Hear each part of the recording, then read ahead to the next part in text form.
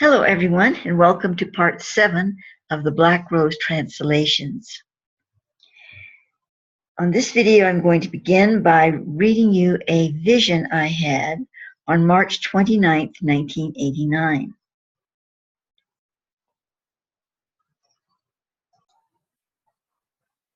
On the night of the 29th, I was given a vision of a large tree, which I somehow knew was located on the Isle of Man. This tree was not in the sacred grove, but in another location on the small island. I felt that it was elevated, and one could see the sea in the distance from that point. I do not know if the tree I saw is still present in this reality, but in the time frame I was viewing, it was a living pillar of the nature kingdom.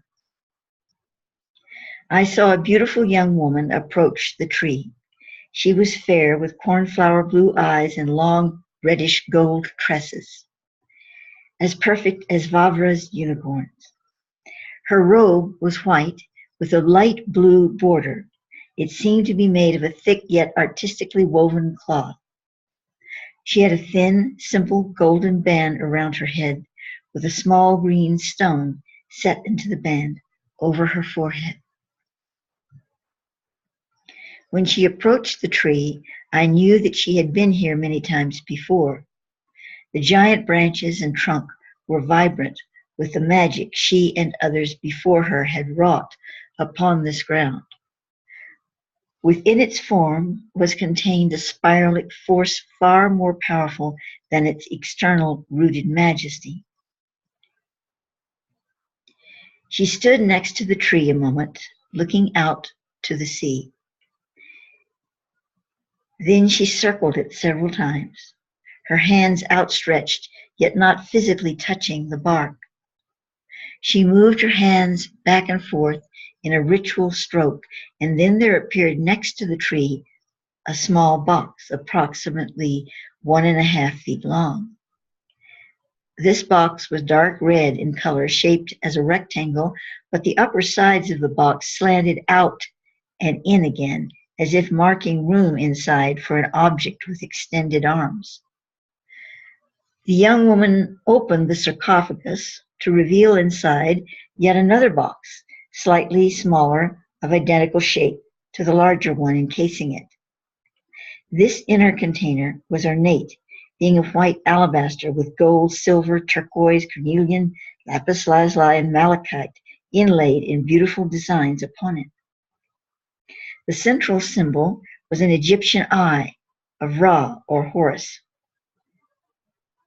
From it streamed golden beams of light down upon the figures of a man and woman and a unicorn. The golden-haired maiden then opened the inner sarcophagus. Within the indigo velveteen lining of the box lay an ankh about 1 foot in length. I don't think that's correct, quite frankly. It would have to be smaller than that, wouldn't it? Because the box itself was 1.5 feet long. Well, maybe. It could possibly be, yeah, you could squeeze it in there. You have to understand, this is the way this was presented to me, and I was doing my best to describe it. I'm not very good at numbers, so we have to give me a little wiggle room there. The lady took the beautiful object from its indigo chamber. As she held it, I could see that it was a piece of great craftsmanship. One side of the ankh was a brilliantly polished gold, so bright as to be like unto a mirror held to the sun. Upon it, gemstones accented its divine structure. There were 3 stones set vertically along the furthest edge of each arm and also upon the bottom of the stem. In the center of the ankh, just below the aperture of the loop, was a larger crystal. For some reason, I could not see these gems clearly enough in detail to discern their color or type. The maiden turned the ankh over in her hand. The opposite side was of silver, just as radiant as the side of gold. Well, of course, if something had been lying in the ground for a long time, silver would not be that radiant. But again, this was a vision and giving me information. It too had stone positioned a stone positioned in the same manner as did the golden face of the objects. I guess means stones positioned. I still was unable to see the stones clearly, but I sensed that they were different gems than those on the side of gold. I knew that this was the Ankh of the sun and moon set in perfect balance together. My sources had told me years ago that the Ankh was just another aspect of the spirit to matter manifestation represented in the horn of the unicorn. Now I pause here to say, as I was reading this, I had a little tap from Thoth on the shoulder, and that the silver on that side of the Ankh was not regular silver, it was alchemical silver, which means it wouldn't have tarnished. So I guess I was right in seeing it as untarnished. I saw this sun-moon Ankh as an alchemical tool of high ordinance. I hadn't read that line when I said that. As I was concentrating on the beauty of this ancient relic, the young woman took the Ankh in both hands and opened it. I was quite startled by this, as I had not anticipated that it in itself was a sarcophagus. Within the recesses of the Ankh lay another stone, a wonderful faceted golden white crystal resting within a small cup that appeared to be both silver and gold blended together as one metal. Again, it would have to be through alchemy. When the Ankh was closed, the cup lay directly between the two most prominent stones of the exterior, those beneath the loop. The rest of the inside of both pieces of the Ankh was hollow. However, there seemed to be a kind of inlaid circuitry in the form of gold and silver raised impressions, like the symbols of a written language, but I sensed a greater function. And I put here, note, the gold circuitry was inside the golden half of the Ankh, and the silver within inside the silver half. Seems like it should have been the other way around, but I guess not. Okay. To continue.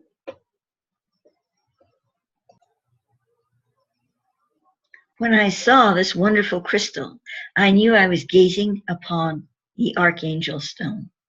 It also became clear to me that the sun-moon Ankh was the top of the staff that Akhenaten entrusted to Moses, along with the Ark of Grace. So here we come to the sacred Ankh. Now I knew that the Archangel Stone had not been displayed openly on the staff. There might have been a few rare exceptions, but instead had been sequestered within the Ankh casing. When the staff was destroyed, not only the stone remained, but the apparently indestructible casing as well. Now, I really want to pause and comment on this. It's so obvious that the Ankh is some kind of a computer. Well, it's true to some extent of the sacred Ankh, although it's past that point now.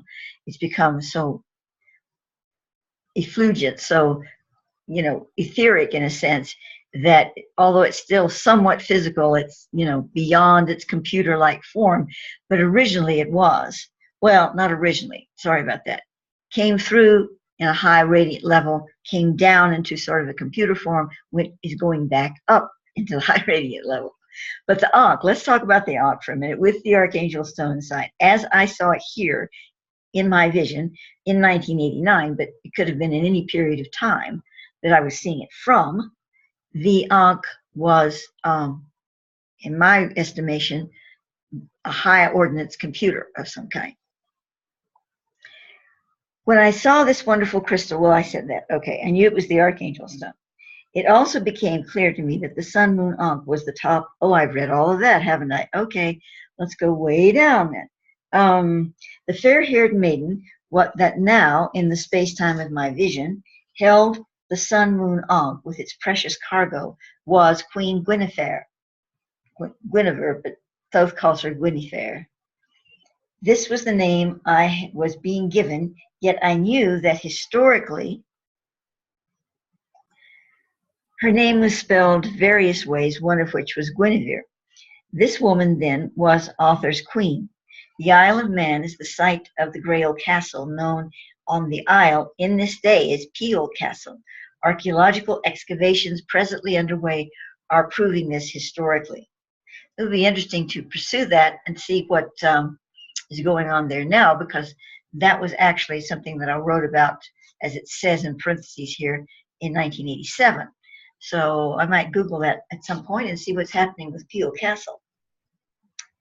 Okay, in issue 280 of the source, an inner earth cloister is detailed.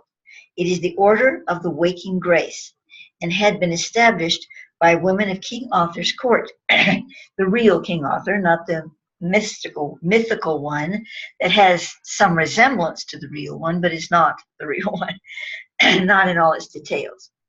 It was originally in the surface world, but shortly before the death of Arthur, it was taken into the labyrinths, then deeper into the caverns of the earth, and finally found its haven within the central cavity. This order was closely associated with the Covenant of Shoreham, which I had previously written about. That is the convent, not covenant, the convent of Shoreham, which was just on the other side of the Vale of Avalon, and people actually came into what is now Glastonbury and were able to move through that Vale after certain initiations and whatever and enter Shoreham. So Shoreham was really on both sides. It was like on one side, and then you went through an initiation and you went through into the Shoreham of Avalon. And I wrote about that extensively in issues 3 and 487, but it's also in the Merlin Chronicles, from which I took all of these various mentionings and writings about Merlin in that time out of the source issues and then put them into their own booklet, you might say. Excuse me, I'm having a little throat problem here. In its time upon the surface world, the Order of the Waking Grace guardianed the Archangel Stone within the Grail Cup. All the while King Arthur's knights pursued the Grail, so one of its most divine aspects was within the keeping of Lady Guinevere and her women of the Waking Grace. This was a secret well kept from the male questers. It was, of course, known by Merlin. Guinevere was not the pale damsel of legend, but a truly empowered Celtic shaman. She was in communion with the sacred 9 unicorns and also the 9 awakeners, entities who had once walked upon the earth, but long before Guinevere's day had transcended into another plane of being. These 9 awakeners are composed of both men and women. They are linked to the sacred 9 unicorns, working in tandem with them. It is only through humanity that this planet may be received in grace. That's very interesting. It is only through humanity that this planet may be received in grace. The unicorn can only lead the way. Thus, there must be 9 genetic humans manifesting the power of the 9 unicorns. Guinevere was their channel in that day, and the mystic tree was their touch point, spiraling the powers of above to below. The spiral is the unicorn. The ankh is the man-woman.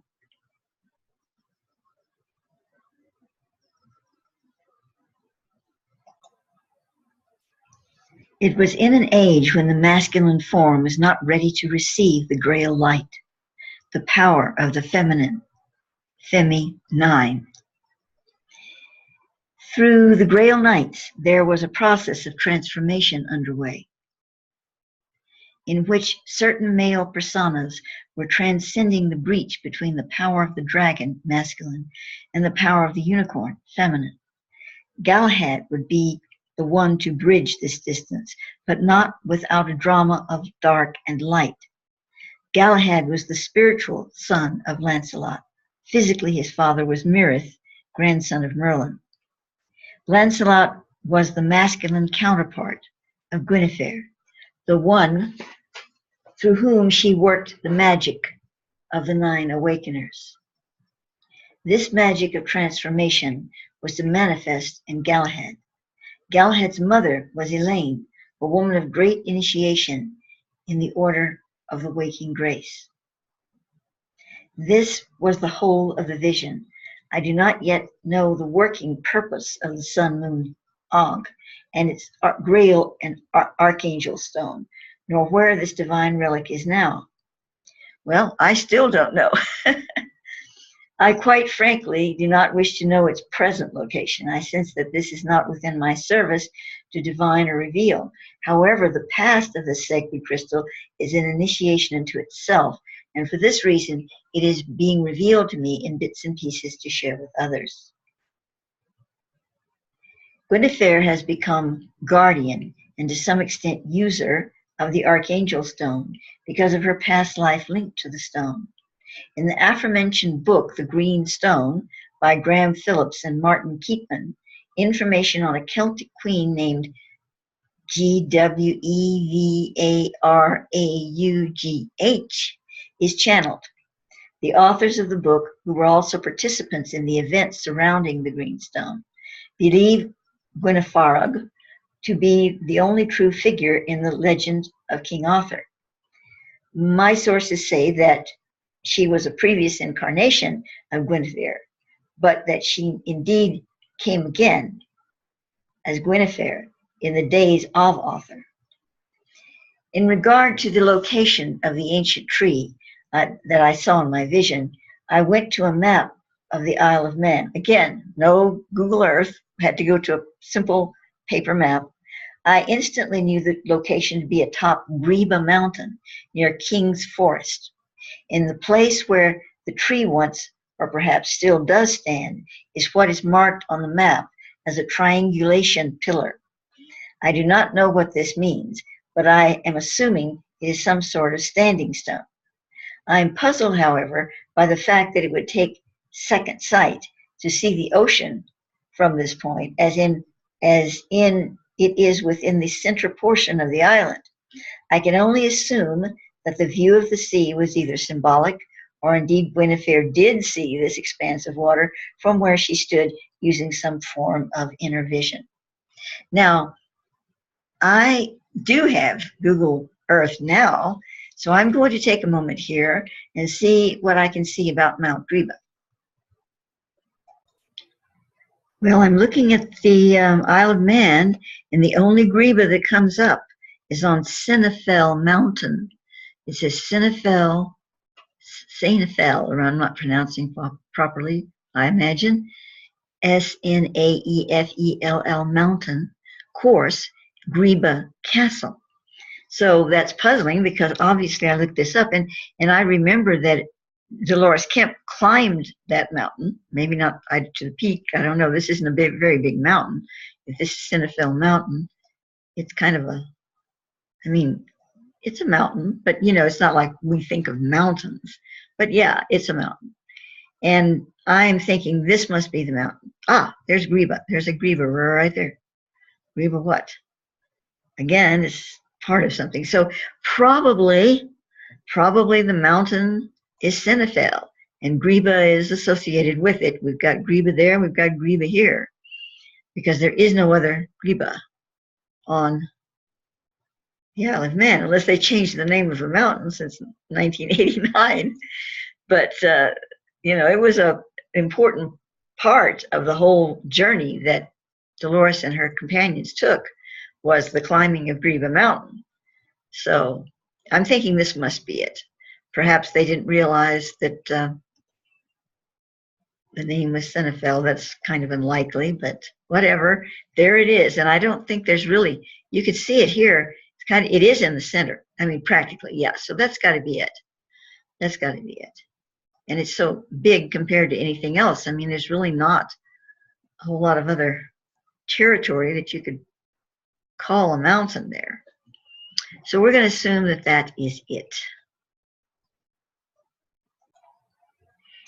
And here's a quote from Dowsing Lay Energies and the Search for the Holy Grail by the Fountain Information Series, number 9. And in it, it says, this is the quote, "The reality of the Grail is in the focus of human consciousness at higher levels of activity in which the individual may in some way be in contact with or act as a channel for higher spiritual beings, to the extent that the Kabbalistic, Christian, Greek, or Hindu pantheon may perhaps be held to be anthropomorphized forms of specific cosmic energies who manifest as form in our dimension." I probably quoted that in regard to the 9 awakeners and all of that are involved with the unicorns. It was revealed to me that although the Sun-Moon Ankh with its Archangel Stone was no longer within the vortex atop Mount Greba, the sword Excalibur was within this vortex. I saw it suspended in an electrical form of light, with lightning occasionally snapping and popping about it. The sword was between two round stones resembling pearls. The stone was at the hilt was white, and the pearl at the point of the stone was black.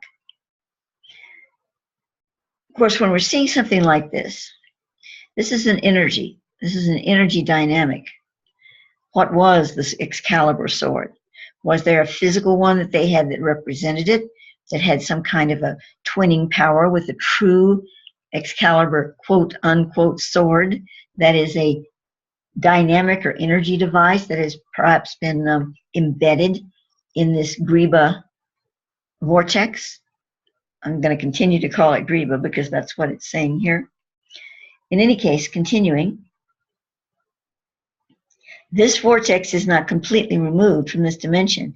It is somehow an overlap. Well, you know, nowadays Thoth speaks about that when he talks about the thresholding chamber here and the crest and the stone. It's an overlap. And to some extent, well, it's a little bit more removed, but it's still not a complete different dimension, is the inner earth. This vortex, I read that. Okay, it is, let me keep going. Through the proper magical procedure, the one intended could retrieve the sword as Guinevere did the Ankh. However, it might mean death to anyone who attempted to work their own personal magic of retrieval, especially if their intentions were not pure. Again, I question if it's like this, just this sword that's sitting there in this energy field, or it's the energy field itself that produces an object or a form of itself in a symbolic presentation that would turn out to be a sword. To continue, I must admit confusion as to what function each of these sacred relics have, do, and will in the future perform. This in itself is an integral part of the great mystery, I am told. As a mystery, it is not intended that it be revealed to all at this time. Yet Thoth did give me the following keys to this decoding. The Ark of the Covenant. Okay, we're speaking of the sacred on here. And to some extent, it's doppelganger, the Ark of Karma, the second one. Generator to maintain certain holographs of the knowledge form from the center of the earth on the planet. Obviously, there's a lot more to the sacred on than that, but in the context of what he's reading, he's giving me here, that's what he's saying. 2, Sword Excalibur, mastery empowerment to the one who bonds with its mind or programming, serves as the functional tool of a simulation and direction within atomic particles, can perform physical direction of matter for specific light-encoded works, programmed within it eons ago by the Blue Star Master Builders. This programming can and does change through time. With the birth of the Black Rose, a new encoding has been placed within it. Author, in his final days, misused the sword, not purposely, but in ignorance of its true design. This ignorance was a result of his inability to accept the feminine vibration within himself and therefore receive initiation through the order of the waking grace. Had he accepted this allegiance, he would have had the knowledge required to bond with the sword completely, and Guinevere would not have sought Lancelot as a channel to open the masculine heart chakra to the goddess element within. Number 3, the Grail Cup, a receptacle that is threefold. It is an object that was fashioned to hold the clay cup of Christ's Last Supper. It is also the cup inside the Sun-Moon Ankh, which contains the Archangel Stone. The alchemical mix of these two cups was created together, part of it being crafted into the larger Grail. But the original Grail is the first mold from which this metal was formed, from this metal, which formed the cup inside the Ankh. The third Grail is a living code, which is contained within the Archangel Stone as well. However, on the level of the Grail, this code is able to duplicate itself through humanity. Well, he's talking about the DNA here, obviously. It is the code of the very Christ itself. The Archangel Stone, a powerful charge contained within a physical crystal. This charge is the power of the atom. It is fusion and a divine state of transfiguration. The Archangel Stone is the power of Christ as a mighty thunder. It can be translated into a physical energy beyond belief, and yet it is also the pathway to connection with the divine mind. It is this stone power that the Antichrist will seek, for he cannot become successfully empowered on this planet without it. Hitler was the last host for the Antichrist. He sought the stone through various channels, from his black arts occult studies to his attempt to find a way inside the earth. He thought he was seeking the Grail, and he was, in its Ankh cup form, for therein lies the Archangel Stone. Now, he's not saying that Hitler was totally like graduated from Antichrist school. He contained the potential, the energy hosting for that, but he never made the grade completely. Think of what would have happened if he had, you know. And of course, he had many evil personas behind him. I mean, people that were working really awful stuff, and Hitler almost seemed like a dupe compared to them. However, you know, when you're talking about Antichrist, you're talking about an energy envelope that is contrary to the divine spiritual input of being. And so he probably shared it around, you might say, with the others in his group. But he was the focal point. They made him the focal point. And in a way, he was actually destined to be that. Okay. When I say destined, I don't mean he's so had to be evil. I don't mean that. But he so worked its way to that point where that became its destiny. Working for the Christ in staying the hand of the beast and protecting the stone from the Antichrist in this age is the Archangel Michael, who is projecting through various hosts on this planet now for limited time entries as a walk-in. Well, I don't know if it's still happening, but you know, we're talking about a Christic archangelic presence in the form of Michael, and that we call Michael or Michael. And so what is that really? You know, when these things are given to us like this, they're given in a mythic form. That's why I call my original site Spirit Mythos. Not because it's not true, but mythic symbology is needed to be able to explain this stuff to us. And even then we don't entirely understand it.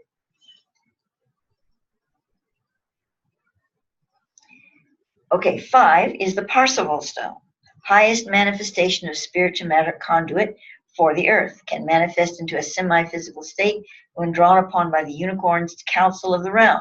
It directs and redirects function within the Christic grid of the planet. It maintains stability for the Archangel Stone as well. And the Black Rose, a physical unicorn overlighted in a unique way with the divine Christ. This overlighting is at the cellular level.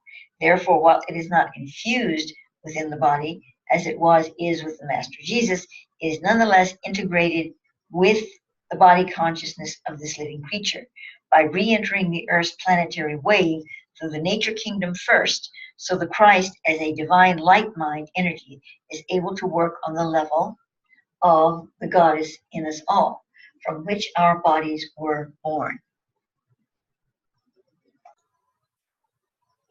The Christ is beginning this time with the embrace of the nature kingdom in its highest elementation, the unicorn.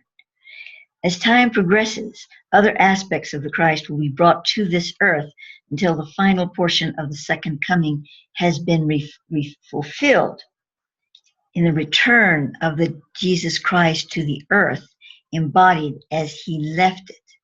And now, at this point in time, I was not aware of the new Earth Star.